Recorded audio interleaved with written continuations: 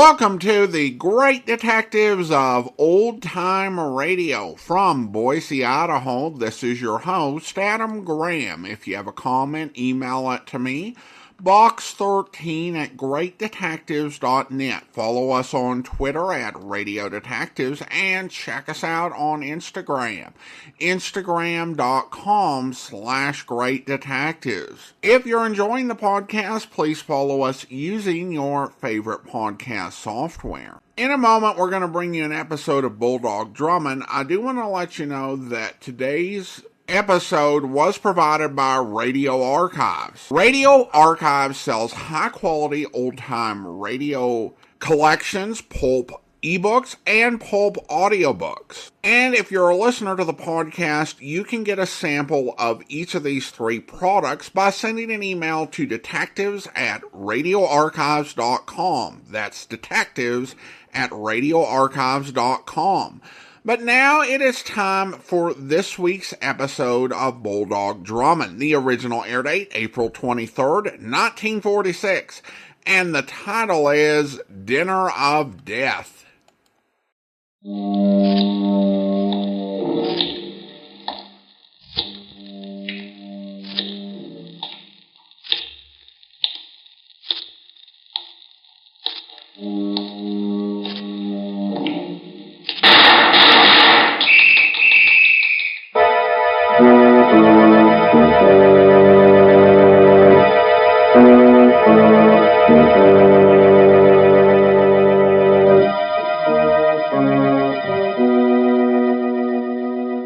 Out of the fog, out of the night, and into his American adventures comes Bulldog Drummond.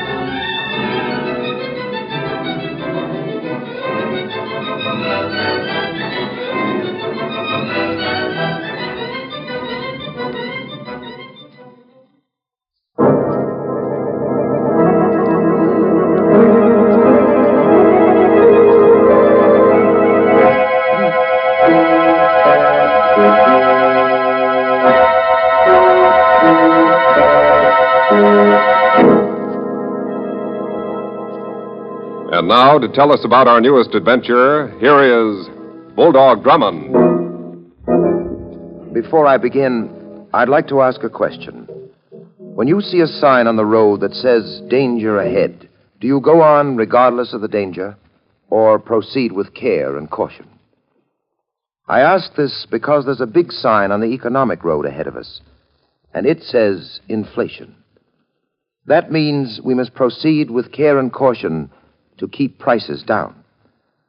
More and more people are making more money than ever before, and there are fewer things to spend it on.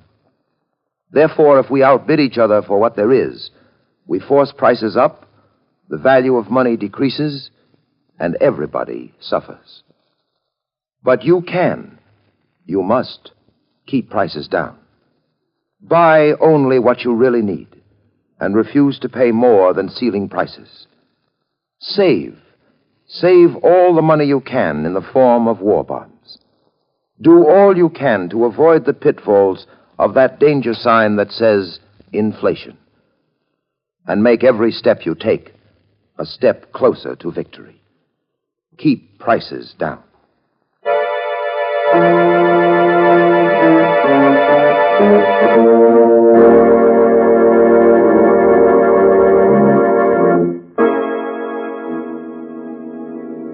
And now for the story I call Dinner of Death.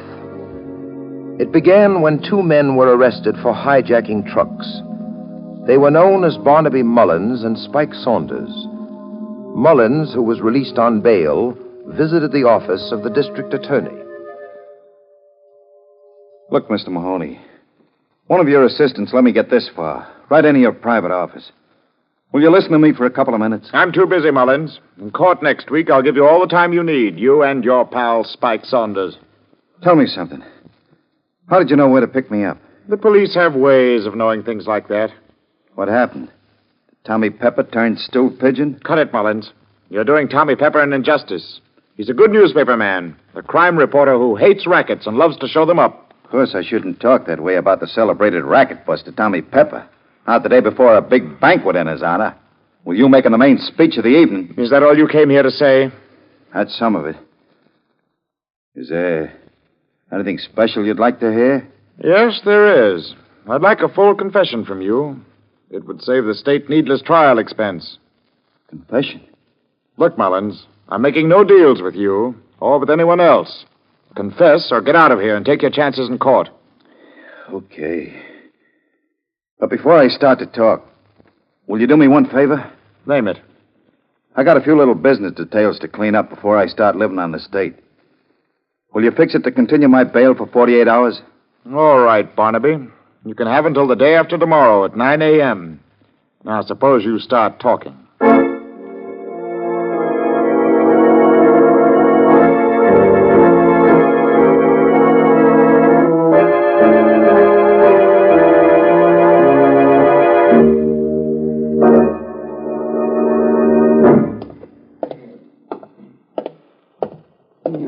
Dear, this is insufferable. Oh, come now, Denny. You've been moaning all the way to this hotel.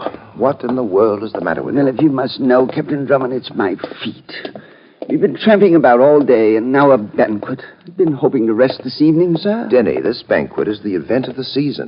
As visitors to the city, we're extremely fortunate to be invited. Yes, I understand that, sir, but my feet. Oh, come on, forget your feet.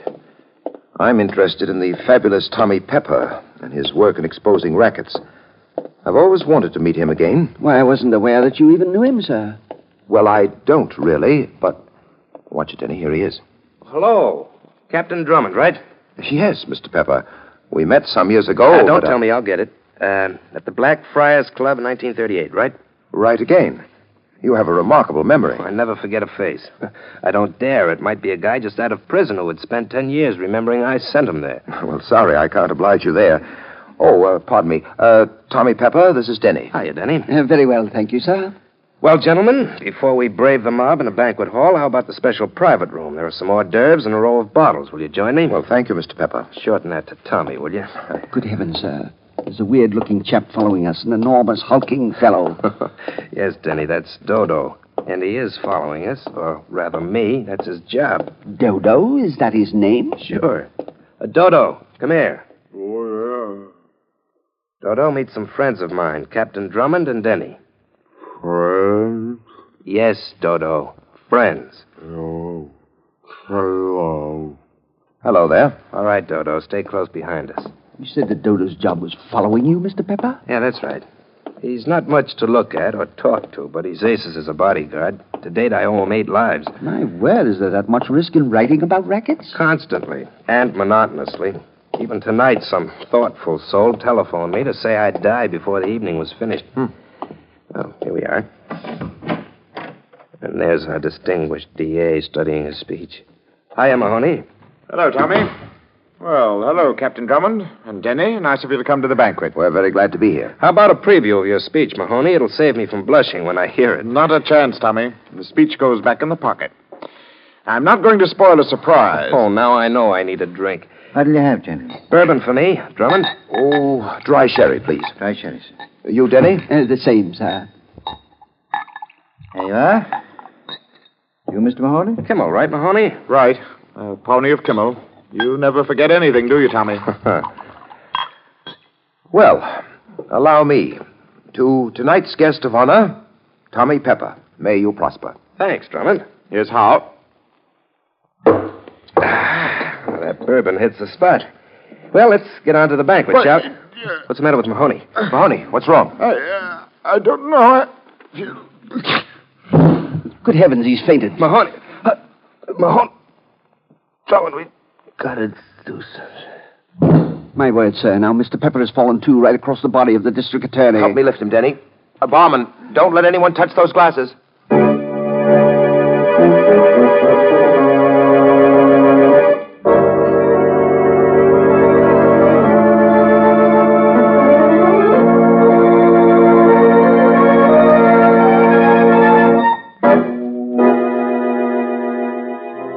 story continues in just a moment.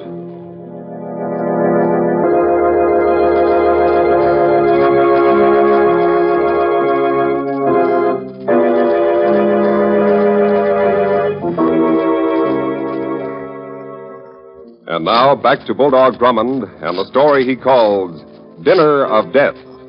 A hijacker known as Barnaby Mullins traded information with District Attorney Mahoney for 48 hours of freedom to clean up some unfinished business. The same night, Tommy Pepper, noted crime reporter, is to be guest of honor at a dinner. But after taking a drink, Tommy and the District Attorney collapsed. Keep up the first aid treatment, Denny. An ambulance will be here any moment. Yes, sir. Mr. Pepper. Mr. Pepper. He's coming too, Captain Drummond. Good. I can't say as much for Mahoney. No, sir. The DA's in bad shape.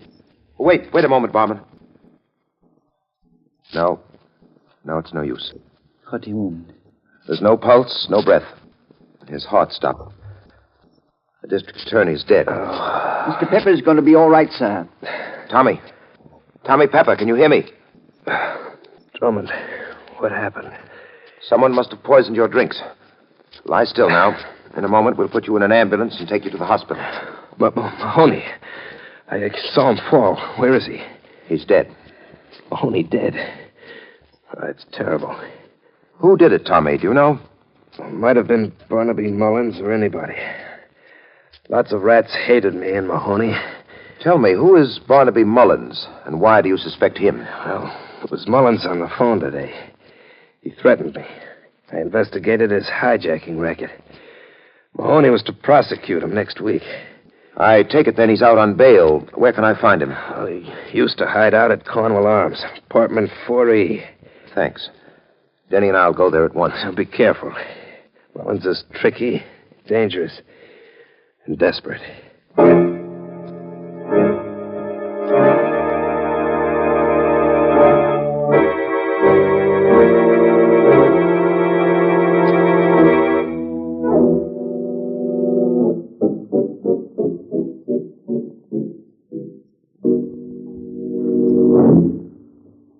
Here we are, Denny. Yes, sir. Apartment 4E.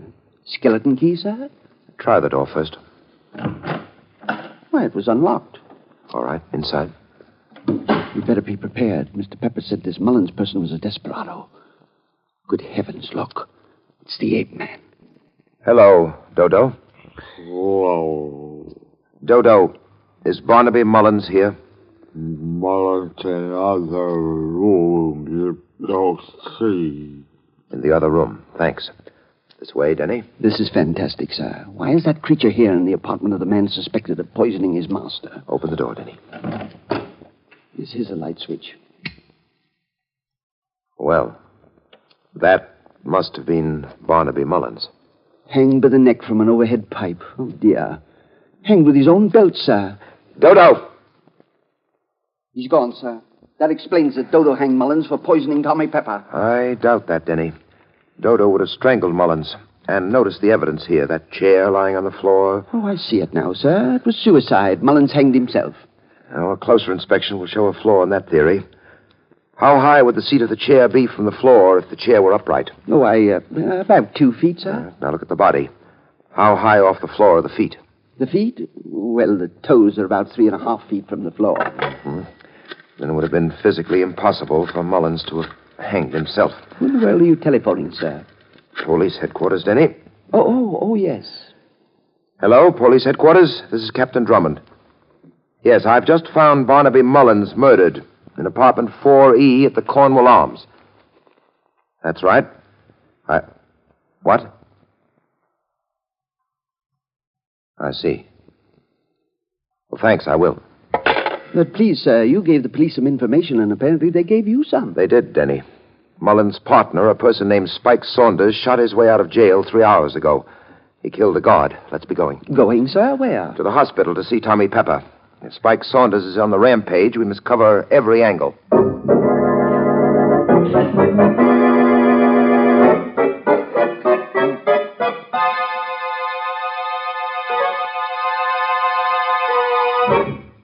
You know, I dislike to press a personal issue, sir, but my feet are killing me. Yes, Denny, I know how you feel. I'm sorry we couldn't find a taxicab to bring us here to the hospital. It's impossible that this Spike Saunders would invade a place like this, especially with the police on his heels. That shot seemed to come from Tommy Pepper's room. Hurry it up. Yes, sir. The running is extremely difficult at this point, sir. All right, here's the room. Oh, dear.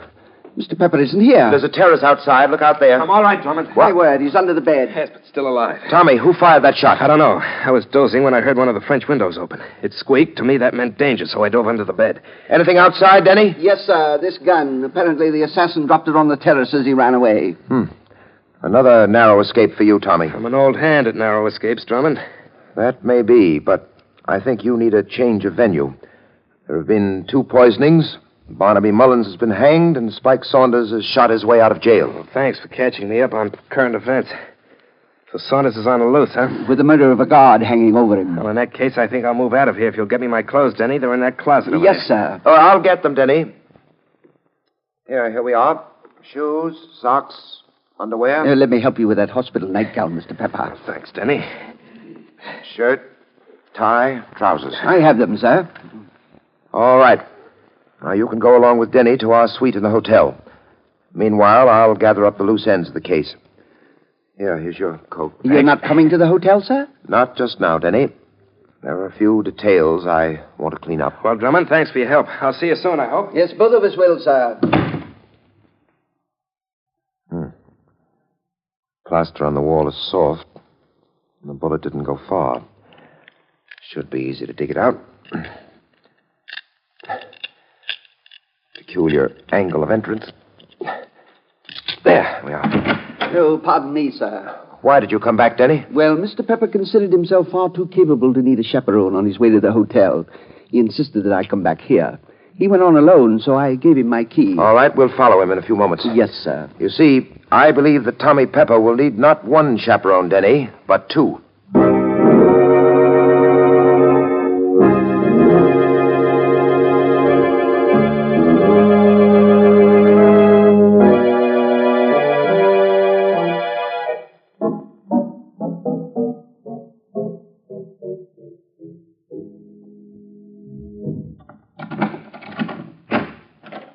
Go ahead, Denny. Yes, sir. I'll switch on the lights.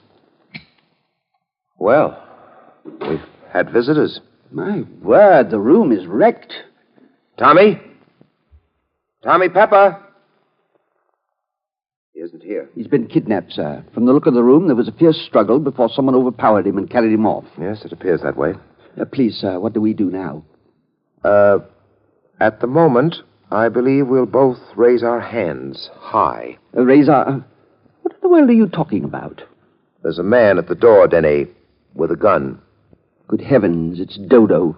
Well, Tommy Pepper. That's what we'd like to know, Dodo.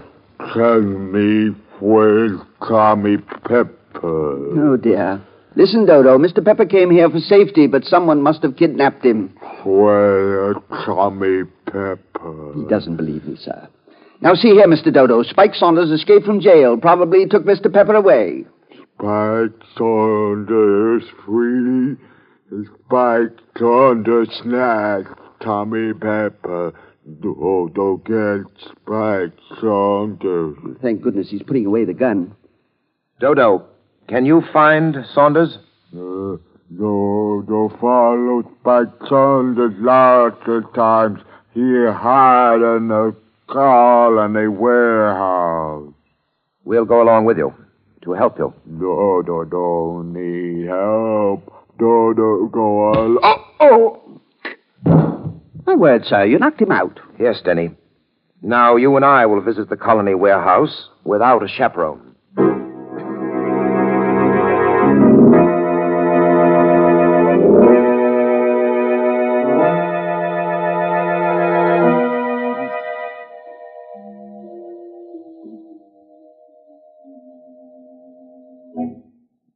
It's all right now, sir. I cut out that bit of glass and reached through and fixed the burglar alarm just as you told me. You should have been a burglar, Denny. Well, thank you, sir. I'll raise the window. Go on in. My word, the warehouse is full. Yes. I noticed the stencils on the cases, Denny. Hosiery, shoes, cigarettes, machine tools. Canned goods. My word, this must be the loot of those hijackers, Mullins and Saunders. Probably. Hold it. Get him up. No, dear. It's Tommy Pepper. Tommy, it's Drummond, Denny. Well, how'd you get here, Drummond? How'd you get in? Oh, there are ways and means, Tommy. Tell us about this warehouse. Oh, it's a storage depot for hijacked civilian goods. Nothing but the best, of course. If you'll stay with me, I think we can grab the other member of the hijacking team. Spike Saunders is coming in. My word, how do you know that? Been watching through a window. Just drove up outside in another car. Not the one he was using when he yanked me out of your hotel suite. What happened to you there? Well, I just got in when Saunders arrived. He slugged me and started to take me for a ride. It was my good luck that his car blew a tire. I was conscious by that time, so I got away. You're lucky. You're telling me I wouldn't be alive today if I wasn't. Drummond, got a gun? Not tonight. Then lie low when the fireworks start. Saunders won't give up without a fight. Perhaps you better give me your gun, Tommy. Taking a criminal into custody is more in my line than yours. Oh, no, not tonight. I've been poisoned, shot at, and slugged, and I want revenge. Here he comes. Get him up, Saunders. Well, so what happens to me? I run into Tommy Pepper and into dark. That's right, Saunders, and my gun was up first, so walk in a straight line toward my flashlight and keep him up. Sure. Let's see your light. Oh, well, my finger must have slipped. Did I hurt you, Tommy? Nice shooting, Spike. You shot the flashlight out of my hand. Now it's my turn. Oh, you got me, a rat. Right in the breadbasket. All right, Tommy. You won your duel. Yeah, I almost lost it. All right, Drummond, you can have my gun. From here in, it's your show. Thanks. It's my show until we get to police headquarters, where we'll book you for murder. What are you saying? Yes, sir. What are you saying? Well, Denny, you see, this cycle of poisoning and murder began just after Barnaby Mullins made a sworn statement to the district attorney. Well, I'm following you, sir. I merely want to get out my flashlight. I don't like this darkness. Yeah, that's better. Your real talent, Tommy, was blackmail. You used the information you picked up about rackets to extort money from crooks. Will you confirm that? Confirm nothing. Denny. Oh, I'm sorry, sir. He knocked the light out of my hand. Drummond, you were too fast with your information. Now you haven't got a light. Making an arrest in the dark's pretty tough. Where in the world is he, sir? You forget, Tommy. I've got your gun. You're unarmed. One correction, Drummond. I just picked up Saunders' gun. He won't need it anymore. Hit the floor, Denny. Yes, sir. One other little point, Drummond. My gun has only one cartridge left in it. There were two. I used one on Saunders. You've got just one shot to fire. I've got plenty in this gun. Have you? Oh. I missed you, huh? Why don't you try the one shot you've got, Drummond? You might make a bullseye by a miracle. Please, sir, is he bluffing? No, Denny. There's only one live cartridge left in his gun. And this gun, and Tommy's moving around in the dock.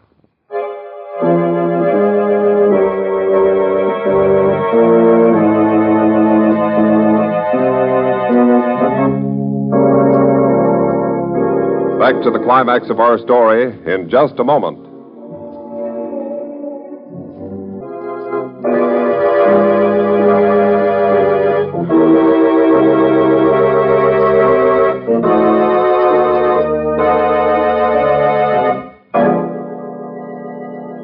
And now, back to Bulldog Drummond. In the Colony Warehouse, a depot for hijacked civilian goods, Drummond and Denny are peering into darkness. Drummond has one live cartridge in his gun. Tommy Pepper has more. Come on, Drummond. Why don't you shoot? You might hit me. Of course, sir. It's none of my business, but do you think you might hit him? As he said, Denny, I might score a bullseye by a miracle.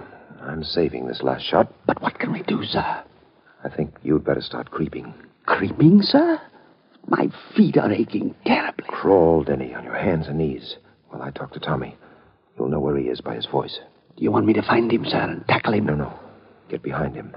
Those wooden cases are stacked high. Get behind a row of them. Oh, I understand.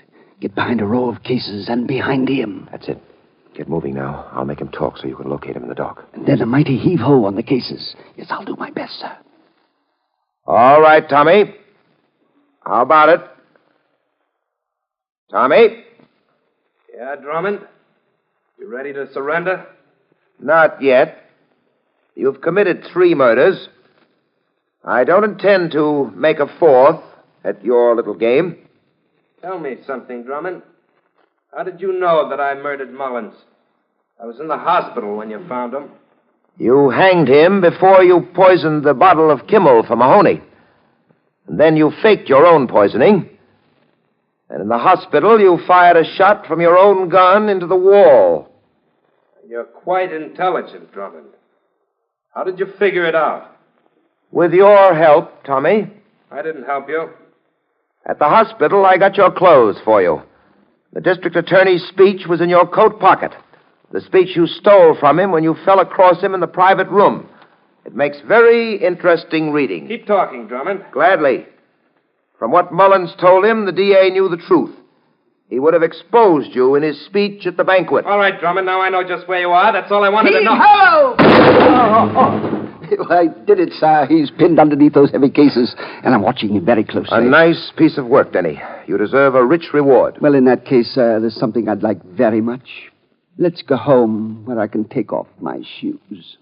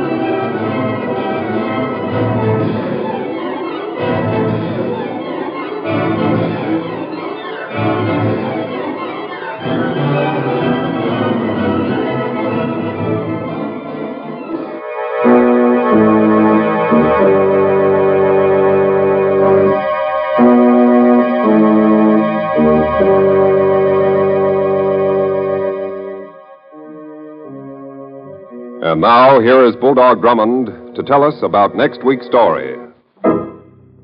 At a carnival, a gypsy fortune teller predicts Denny's future. She foretells a night of dire happenings. And before morning, her prophecy comes true. Denny and I meet some interesting people. A sideshow ticket taker, a famous performer on the high trapeze, and two corpses which refuse to lie still. A mad killer lurks in the background. I call the story Murder Carnival. Be sure to listen, won't you?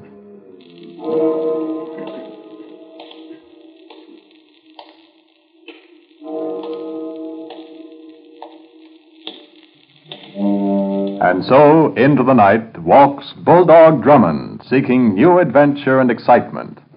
The next adventure with Bulldog Drummond will be heard over most of these stations next week at the same time.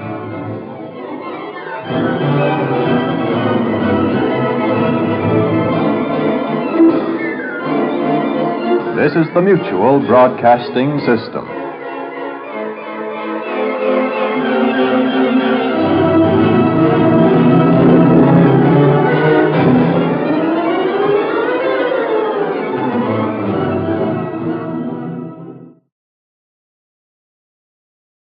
Welcome back. 1945 was that rare time when programs were sponsored by Don't Buy Stuff You Don't Need, which is kind of the opposite of most other times in American broadcast history. Now, there would be a major inflationary period in American history, with inflation eventually peaking at 20% in March of 1947. And there were some reasons for that, some of which were beyond the realm of normal individual consumer spending choices. But sometimes the best you can do is mitigate against those sort of things, particularly when you're dealing with big issues that are beyond being able to be totally controlled. I will say the opening scene with Mullins coming to the district attorney seemed odd, because both of them should have been a little bit like,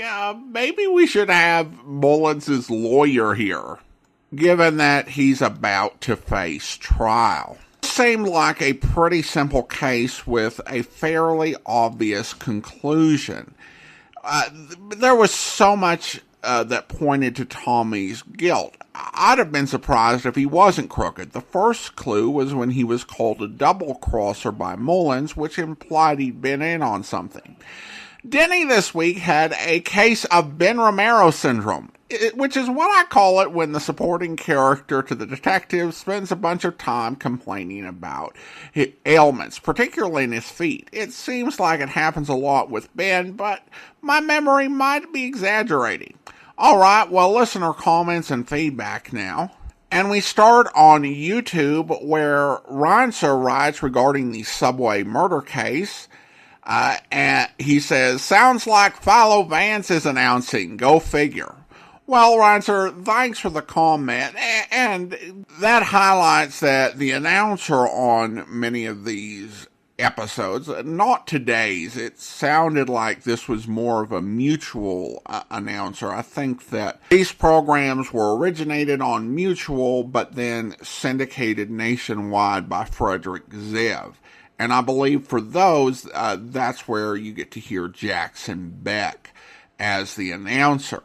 And while we might think of Jackson Beck as Philo Vance just because we've heard him in the past year in that role, Beck was more than anything else in his career an announcer. He has 1,502 entries in the Radio Gold Index, and 1,005 of those are announcing credits. Now, by default on Bulldog Drummond, his announcing work is somewhat limited, but on other programs he was far more vital and integral. The Adventures of Superman is a great example. In fact, oftentimes when people talk about Beck in old-time radio, they talk about him as the announcer on The Adventures of Superman. There are so many things that Superman does that are very visual, that don't necessarily translate well to radio, and Beck's voice really carried those stories forward. At the same time, he was also a capable actor. You know, he did lead work on things like not only Philo Vance, but he also was a later actor to play the role of Gregory Hood when the series moved to ABC. And he also played the lead on an anthology program called Brownstone Theater, where each week he would appear in an adaptation of an older play. But he was immensely talented as a character actor, as we heard on that particular episode of Bulldog Drummond. It's like, yeah, I can announce, oh, you need me to create 2 more characters on the site? Sure, no problem. And of course, on The Adventures of Superman, in addition to being the announcer, he created the role of Beanie Martin, the copy boy. And then I also have a 5-star review from Alexis of the episode Murder Visits Venus. Of all the Radio Detective series musical introductions, Bulldog Drummond seems to be the least unique. The audio is quite poor, but still understandable. Well, thanks for the comment, Alexis. I will say that I'd never actually thought much about the music.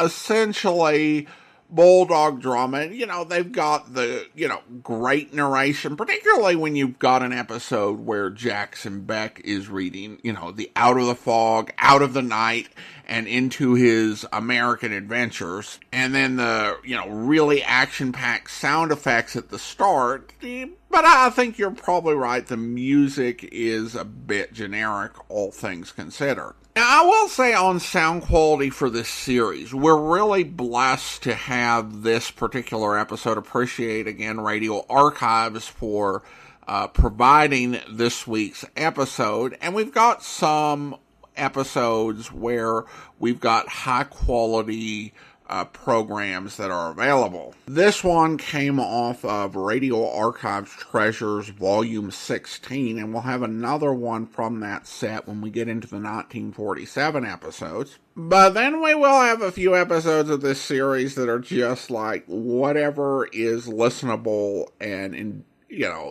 audible shape that's been floating on the internet for a few years. It does go back to the challenge of doing this series. There are quite a few programs online that are pretty well collected with a good canon of high quality circulating episodes. Things like Dragnet, Johnny Dollar, Broadway's My Beat are all examples of that. Bulldog Drummond, not so much. It's just trying to sort through this ourselves as best we can through the surviving episodes. But I appreciate your comments, Alexis. Well, now it is time for us to thank our Patreon supporter of the day. And I want to go ahead and thank Javon. Javon has been one of our Patreon supporters since November 2018, currently supporting the podcast at the Detective Sergeant level of $7.14 or more per month. Thanks so much for your support, Javon. And that will do it for today. If you're enjoying the podcast, please follow us using your favorite podcast software. And be sure to rate and review the podcast wherever you download it from. We'll be taking a break next week, so Bulldog Drummond will return in 2 weeks. But join us back here tomorrow for Broadway's My Beat, where... So you're going at the garden Friday night, huh? Yeah, that's right. Say, Lieutenant, remember that night in the PAL finals? I was just a kid then, Jack, fighting feather. Lieutenant here was in my corner. Hey, what about Friday? You gonna take this Perini? Oh, who knows? They were quoting odds yesterday, Denny. Terry's 2-1 to take him. Yeah. You should have seen that PAL final, Jack. It was before I knew how to use my right. I win that final with just my left hand, right, Lieutenant? Oh, now, I'm more interested in talking about Friday night, kid. Jack tells me you win, you get a crack at the title. Yeah, that's right. That's great, kid. I know you'll win. I'll be betting on you. You better grab yourself a shower. Oh, yeah. Lieutenant. Yeah? You never can tell about fights, you know, Lieutenant. What's the matter? Well, it's just that I wouldn't want you to lose any money betting. Hey, shut up. What kind of talk is that? I hope you'll be with us then. In the meantime, send your comments to box13 at greatdetectives.net. Follow us on Twitter at Radio Detectives, and check us out on Instagram, instagram.com/greatdetectives. From Boise, Idaho, this is your host, Adam Graham, signing off.